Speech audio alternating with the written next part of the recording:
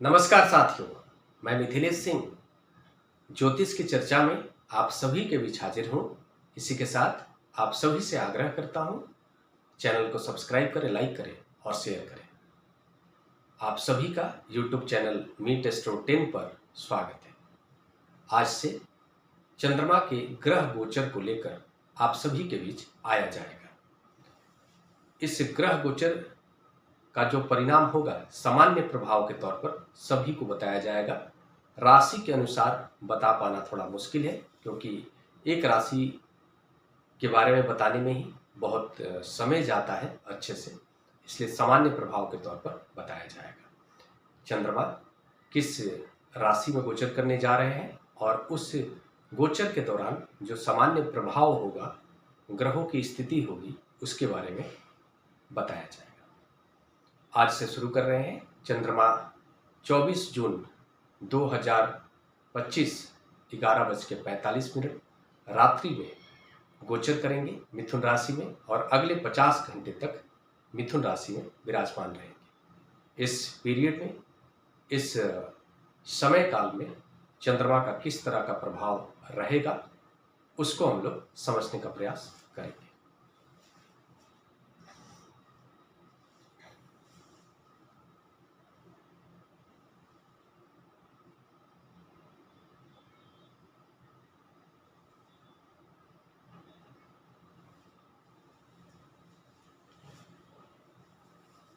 हाथ से बना रहा हूं, थोड़ा बहुत आप लोग मैनेज कर लीजिएगा।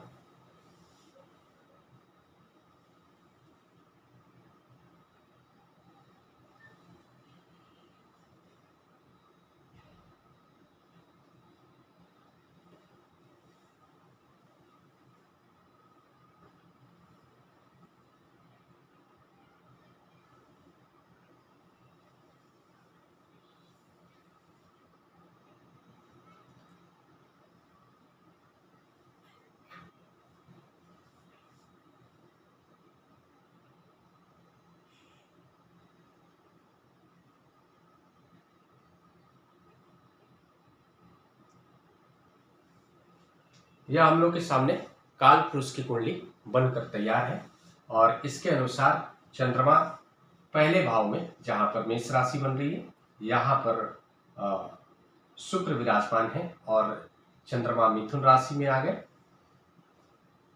जहां पर पहले से सूर्य है और जुपिटर भी है।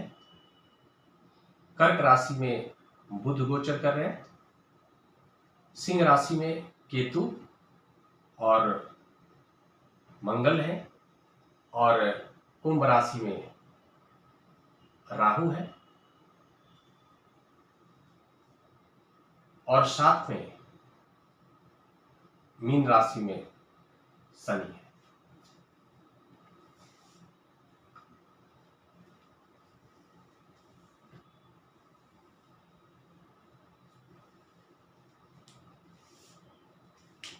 यह हम लोग के सामने ग्रह गोचर की स्थिति होगी। चंद्रमा तीसरे भाव में कालपुरुष के कुंडली के अकॉर्डिंग विराजमान होंगे और सूर्य की युति बनेगी और गुरु के साथ भी चंद्रमा की युति बनेगी। हमें पता चल रहा है कालपुरुष के कुंडली के अकॉर्डिंग चंद्रमा चतुर्थ भाव के स्वामी ग्रह होकर अपने से द्वादश भाव में सूर्य के साथ युति संबंध बनाएंगे, गुरु के साथ युति संबंध बनाएंगे। गुरु के साथ चंद्रमा का जो युति बनेगा, यह गजकेसरी योग का भी निर्माण करेगा। साथ में हमें ऐसा कह सकते हैं कि जातक के व्यक्तित्व में हर किसी के ऊपर गुरु का प्रभाव बढ़ेगा। सभी के ज्ञान में वृद्धि कराने वाला यह समय काल हो सकता है। साथ में सभी का जो मन होगा थोड़ा सा चिड़चिड़े स्वभाव वाला हो सकता है। सभी के मन के प्रति, मन के अंदर राजनीति को जानने के प्रति इच्छा बढ़ेगी और सभी जहां भी होंगे अपने पावर को बढ़ाने का प्रयास करेंगे। यह जो प्रभाव बताया जा रहा है सभी का, सभी के ऊपर अलग अलग रेशियो में इसका प्रभाव देखने को मिलेगा इस मानसिकता के। साथ में हमें यह भी देखने को मिलेगा कि केतु ऑलरेडी मंगल के साथ में युति संबंध बना रहे हैं। साथ में चंद्रमा यहाँ पर जब विराजमान होंगे और चंद्रमा नवम भाव पर दृष्टि प्रभाव भी बनाएंगे। नवम भाव पर दृष्टि प्रभाव बनाना काल पुरुष की कुंडली के अकॉर्डिंग चंद्रमा चतुर्थेश है और चतुर्थेश होकर द्वादश भाव में और दृष्टि संबंध बनाएंगे नवम भाव से। इसका परिणाम इस प्रकार का होगा कि जातक धर्म के प्रति अग्रसर हो सकता है, इस पीरियड में आकर्षित हो सकता है, स्पिरिचुअल कार्यों में अपनी भूमिका निभाने वाला हो सकता है, धार्मिक हो सकता है, पिता के साथ लगाव बढ़ सकता है, जातक पिता के सम्मान को बढ़ाने वाला हो सकता है, पिता के प्रभाव में हो सकता है। सूर्य के साथ ऐसे भी चंद्रमा की युति बन रही है, पिता के प्रभाव में जातक हो सकता है और साथ में जातक के व्यक्तित्व में आत्मविश्वास की मात्रा बढ़ेगी। साथ में यह भी देखने को मिल रहा है कि काल पुरुष के कुंडली के अकॉर्डिंग चतुर्थेश चंद्रमा का संबंध सूर्य के साथ होना यह बताता है कि जातक अपने प्रभाव का उपयोग, अपने ज्ञान का उपयोग चतुर्थ भाव से संबंधित क्षेत्रों पर अपना चतुर्थ भाव से संबंधित जो उसकी मनोकामना होगी, लग्जरी लाइफ को जीने के प्रति, उस पर खर्च कर सकता है, अपने प्रभाव का उपयोग कर सकता है। हमें कह सकते हैं कि जातक इस पीरियड में कोई बड़ी गाड़ी खरीदने वाला हो सकता है, उसकी जो मनोकामना होगी, घर को प्राप्त करने की जो इच्छा होगी वो पूरी हो सकती है। ये सामान्य प्रभाव के तौर पर देखा जा रहा है। साथ में यह भी देख रहे हैं कि चंद्रमा इस कालपुरुष के कुंडली के अकॉर्डिंग हमें पता चल रहा है कि चतुर्थ भाव का संबंध गुरु से, सूर्य से हो रहा है। गुरु और सूर्य के साथ होने का मतलब है कि चतुर्थ भाव का संबंध पंचम भाव से और साथ में नवम भाव से भी हो रहा है और साथ में द्वादश भाव से भी हो रहा है।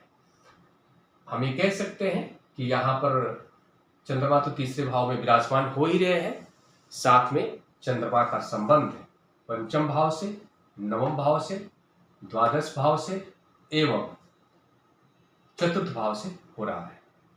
इसके परिणाम इस प्रकार के होंगे कि जातक का मन अध्यात्म से भी जुड़ेगा, विदेश से भी जुड़ जाएगा। जातक थोड़ा सा सन्यासी प्रवृत्ति का भी बनने का कोशिश करेगा इस पीरियड में। जातक का मन संन्यास के प्रति आकर्षित हो सकता है।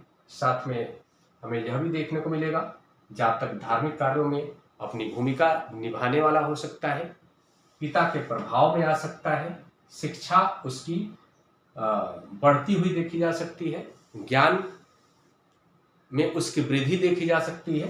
पंचमेश का संबंध गुरु के साथ होना बता रहा है कि जातक के ज्ञान में वृद्धि होती हुई देखी जा सकती है।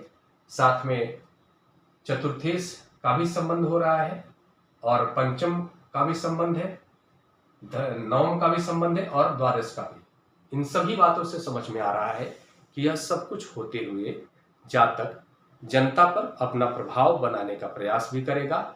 साथ में जातक की जो माता होंगी उनके स्वास्थ्य पर थोड़ा प्रभाव प्रतिकूल देखा जा सकता है और प्रतिकूल प्रभाव आएगा तो जरूर, लेकिन गुरु की कृपा बनेगी और सब कुछ ठीक रहेगा। साथ में यह भी देखने को मिलेगा कि जातक अपने लग्जरी लाइफ को लेकर जो मनोकामना होगी उसकी पूर्ण हो सकती है।